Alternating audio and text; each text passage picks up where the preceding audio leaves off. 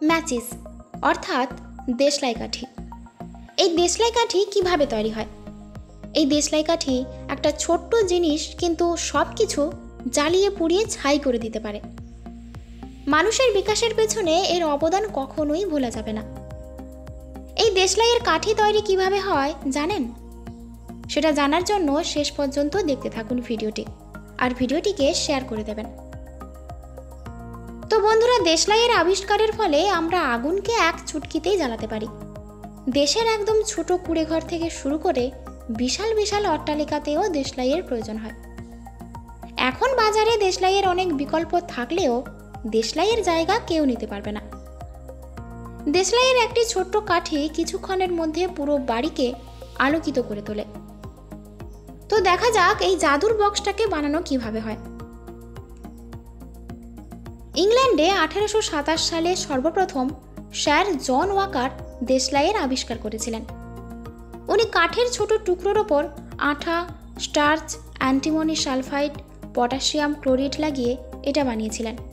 কিন্তু এটি সুরক্ষিত ছিল না, তাই তার আবিষ্কার কোনো মান্যতা পায়নি। কিন্তু তার আবিষ্কার সবাইকে দেশলাই বানানোর বুদ্ধি দিয়েছিল, আর খুব তাড়াতাড়ি সুরক্ষিত দেশলাই বক্সের মধ্যে প্যাক হয়ে সকলের ঘরে ঘরে পৌঁছে গেল। 1895 সালে সুইডেনের এক দেশলাই বক্স তৈরির কোম্পানি ভারতে একটি কোম্পানি খুলেছিল। এই কোম্পানি ভারতবর্ষে ওয়েস্টার্ন ইন্ডিয়া ম্যাচ কোম্পানি নামে ভারতবর্ষে কাজ চালিয়ে যাচ্ছিল। প্রথম ফ্যাক্টরি আহমেদাবাদ, তারপর খুলেছিল কলকাতায়।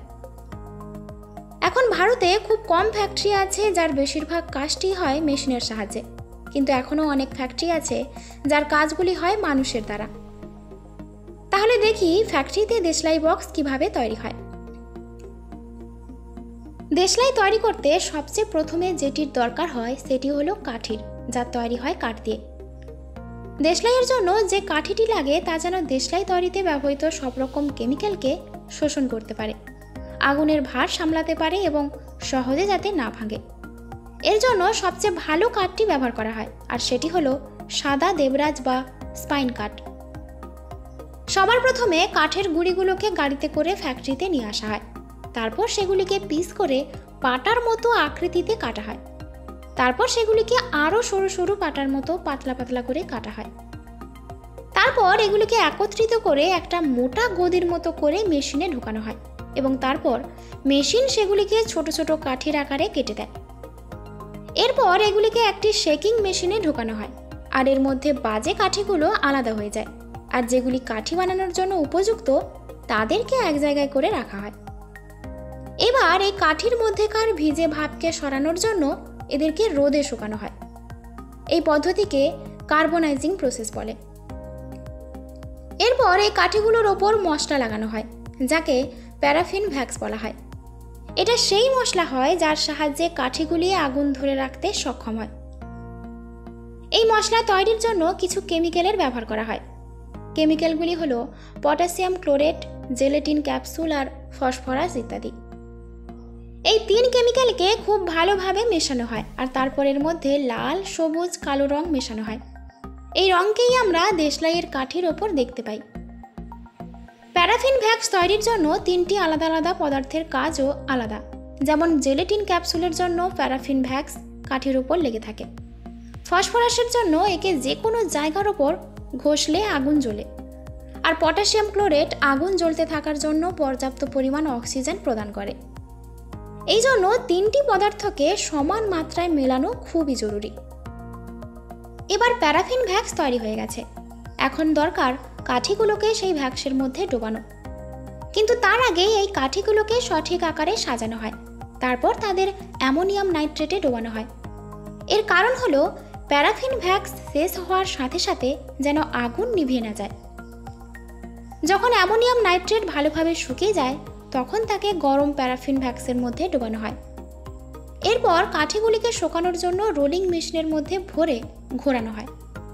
তারপর সেগুলি শুকিয়ে গেলে প্যাকেটে ভরার জন্য পাঠানো হয়। এরপর কাঠিগুলোকে আগে থেকে তৈরি হওয়া দেশলাইয়ের বক্সে পরিমাণ মতো ভরা হয়। ও, আমরা তো আর একটা গুরুত্বপূর্ণ জিনিসের কথা ভুলেই গেছি, সেটি হলো দেশলাইয়ের বক্স।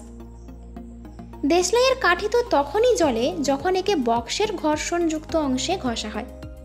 তাহলে চলুন দেখি দেশলাইয়ের বক্স কিভাবে তৈরি করা হয়।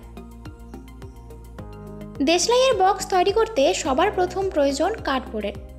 তারপর কার্ডবোর্ডগুলিকে প্রয়োজন মতো আকারে কাটা হয়। এরপর এগুলিতে কোম্পানির স্ট্যাম্প ও লোগো লাগানোর জন্য প্রিন্টার মেশিনে পাঠিয়ে দেওয়া হয়। তারপর বক্সগুলির ওপর ল্যামিনেশন মেশিনের সাহায্যে ল্যামিনেশন করা হয়। এবার পালা ঘর্ষণযুক্ত অংশটি তৈরি করার। সেটি দেশলাইয়ের সবচেয়ে দরকারি অংশ। এই অংশের ওপর ফসফরাসের প্রলেপ দেওয়া হয় এবং সঠিক আকারে কেটে আগের প্রক্রিয়াকরণের জন্য পাঠিয়ে দেওয়া হয়। এরপর বক্সগুলিকে একটি স্লাইডিং মেশিনের মধ্যে দিয়ে পার করা হয় আর খোলা অংশটিকে চিটিয়ে দেওয়া হয়, আর বক্সের ওপরের খোলটি তৈরি হয়ে যায়। এরপর তৈরি হয় বক্সের ভেতরের অংশটি। এটা বানানোর পদ্ধতিও খুব সাধারণ। কার্ডবোর্ডকে মেশিনের মধ্যে ঢুকিয়ে দেওয়া হয় আর মেশিনটি কার্ডবোর্ডের টুকরোগুলিকে ভাঁজ করে বক্সের আকারে বানিয়ে দেয়। এই মেশিন খুব দ্রুততার সাথে কাজ করে।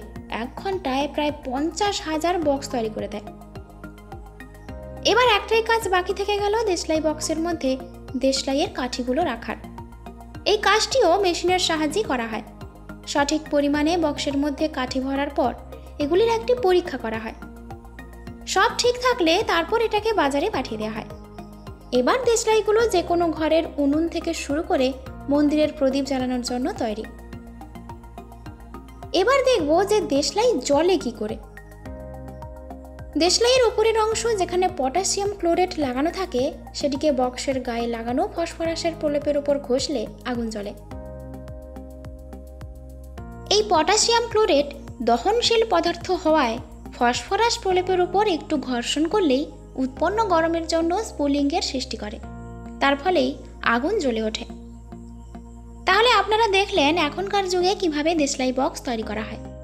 কিন্তু আদিম যুগে মানুষ যখন বসবাস করত তখন মানুষের কাছে কোনো দেশলাই বা দেশলাই তৈরিতে ব্যবহৃত ফসফরাসের কোনো রকম কেমিক্যালই ছিল না। তাহলে মানুষ আগুন কিভাবে জ্বালাতো?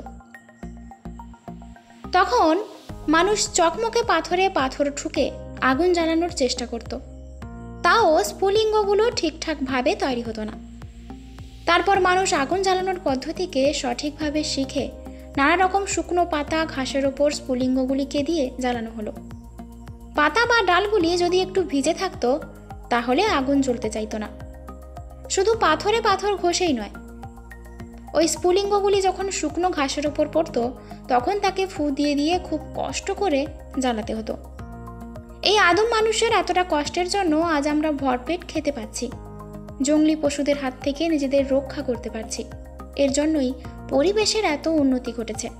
এর জন্যই আজ আমরা পাথরে পাথর ঘষা ছেড়ে বিভিন্ন রকম দেশলাই, লাইটার আরও কত কিছুর ব্যবহার করতে পারছি।